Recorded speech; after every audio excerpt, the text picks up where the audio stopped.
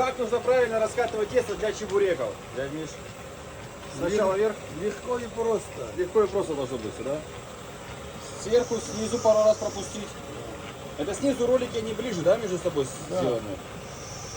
И сколько раз нужно провести так вот? Пару раз. Раза два-три. Смотря, какой размер хочешь.